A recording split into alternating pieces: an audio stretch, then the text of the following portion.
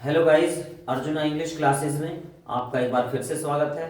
सबसे last tense बचा हुआ था, आज उसको कंप्लीट करते हैं। Future perfect continuous tense. तो लिखते हैं students, future perfect continuous tense.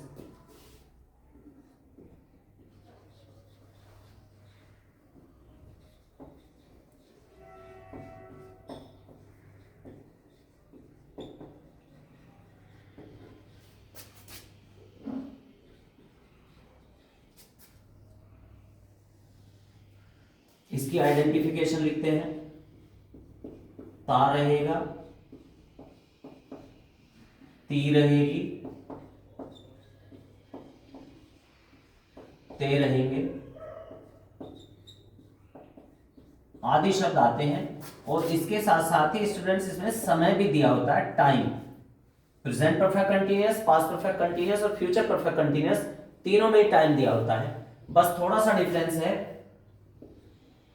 अब हेल्पिंग वर्ब लिखते हैं, विल हैव बीन और शैल हैव बीन। इसकी हेल्पिंग वर्ब्स हैं। आई और वी के साथ ही शैल हैव बीन लगेगा, बाकी सबके साथ विल हैव बीन का यूज हम करेंगे। अब वर्ब की कंडीशन देखते हैं। इसमें वर्ब की फर्स्ट फॉर्म में आईएनजी लगाई जाती है। इसके बाद एक चीज हो रही है इसमें, निश्चित समय और अनिश्चित समय देखते हैं। सिंस और फॉर का यूज होता है। एक चीज और बतानी जरूरी है स्टूडेंट्स आपको, फ्यूचर परफेक्ट कंटीन्यूअस टेंस में ऐसा माना जाता है, कुछ राइटर्स ऐसा मानते हैं, ग्रामेरियंस, कि सिंस का यूज नहीं किया जाना चाहिए। पर हम हिंदी में तो बोल ही देते हैं, हिंदी को इंग्लिश में हम ट्रांसलेट कर रहे हैं, तो सिंस लगाया भी जा सकता है। कुछ बुक्स में आपको लगा मिल जाएगा, कुछ में नहीं भी मिलेगा, क्योंकि कुछ ग्रामेरियंस कहते हैं कि फ्यूचर में कुछ भी चीज को डेफिनेट नहीं किया जा सकता, निश्चित नहीं किया जा सकता है। दोनों चीजें मैंने आपको बता दी हैं। सिंस कुछ बुक्स में आपको लगा मिल जाएगा और कुछ बुक्स में लगा नहीं भी मिलेगा। तो अब सिंस और फॉर के बाद अब रूल देखते हैं स्टूडेंट्स। इसका अफर्मेटिव का रूल लिखवाते हैं। बस पहले सब्जेक्ट आएगा, after that helping verb, ING form of the verb, after that object, उसके बाद सिंस या for, after that time. Let's see an example. मैं 3 दिन तक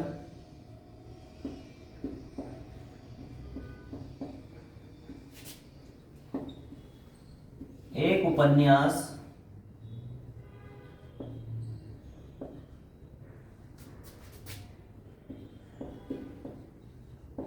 लिखता रहूंगा।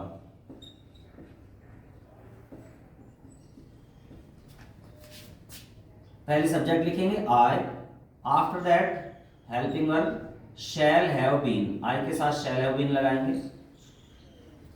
After that ING form of the verb, write means लिखना, writing, I shall have been writing एक उपन्यास, अ नोवेल। उसके बाद हम टाइम का यूज करेंगे 3 दिन तक। 3 दिन तो वैसे भी इंडेफिनिट टाइम होता है, तो 4 लगाएंगे, for 3 days। Now let us see one more sentence. हमारा नौकर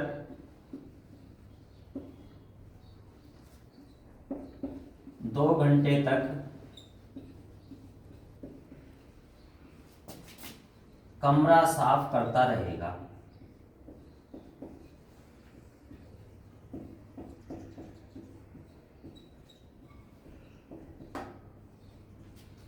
लेट अस सी, हमारा की लगाएंगे अवर सर्वेंट।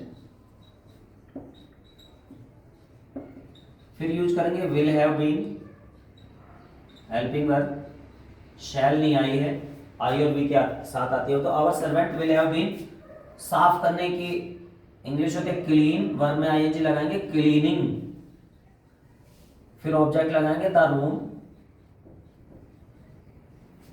अब टाइम बचा 2 घंटे तक, फॉर 2 hours। ये दोनों अफर्मेटिव सेंटेंस थे। अब एक निगेटिव सेंटेंस और देख लेते हैं, बस नोट का डिफरेंस आएगा।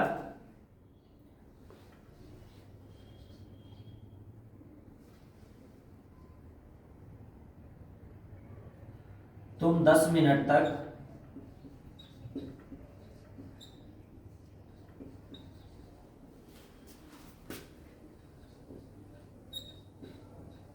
मंदिर में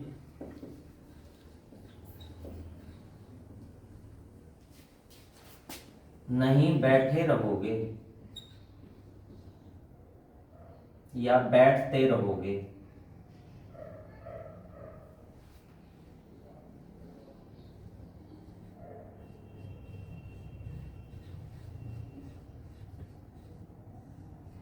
गाइस ये निगेटिव सेंटेंस है, नहीं आया है। पहले सब्जेक्ट लिखेंगे यू, विल हैव बीन थोड़े से दूर दूर लिखेंगे। कई वर्ड्स हैं हेल्पिंग वर्ब के, तीन तीन वर्ड हैं, विल हैव बीन, बीच में नोट आएगा, will not have been. You will not have been, sit means होता है बैठना, सिटिंग, मंदिर में, इन द टेम्पल। और इसके बाद हम टाइम लिखेंगे 10 मिनट तक, फॉर 10 मिनट्स। ये एक सेंटेंस निगेटिव हुआ। अब एक सेंटेंस इंटेरोगेटिव फर्स्ट देखते हैं। अगर क्या शुरू में आ जाता है तो वो इंटेरोगेटिव फर्स्ट होता है। क्या चपरासी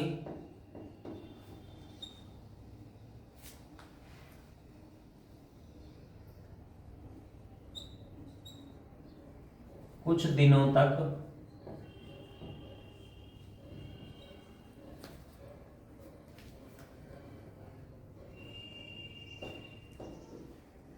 घंटी बजाता रहेगा।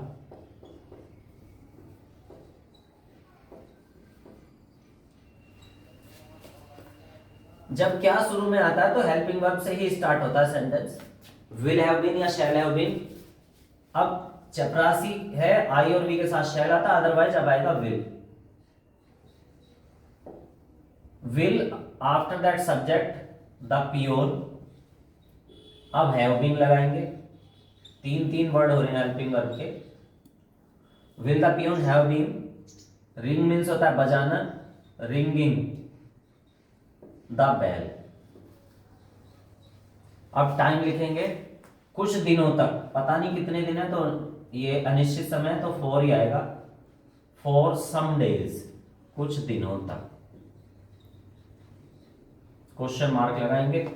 हेल्पिंग वर्ब का फर्स्ट वर्ड पहले आया है बस, बाकी हैव बीन आया बाद में, बीच में आया है सब्जेक्ट। क्या वाले सभी सेंटेंस ऐसे बनेंगे। क्या वाला एक और देखे लेते हैं।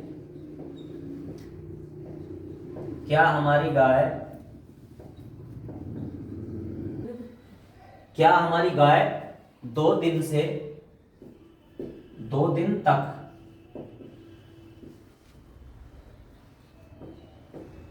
मीठा दूध देती रहेगी।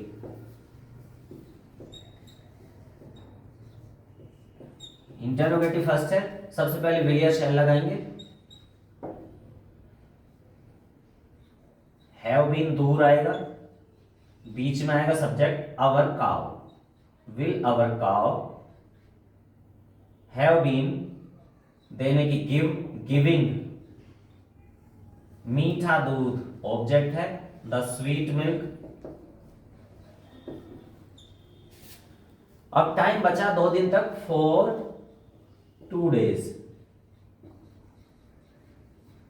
Question mark. एक सेंटेंस इंटरोगेटिव सेकंड और देख लेते हैं। जब बीच में क्या कब कहां क्यों कैसे आ जाए तो उसको कैसे ट्रांसलेट करेंगे।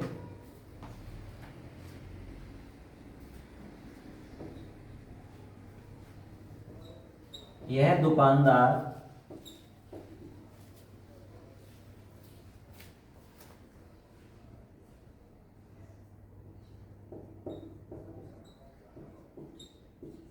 दो घंटे तक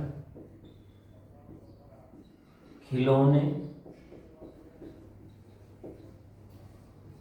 क्यों बेचता रहेगा।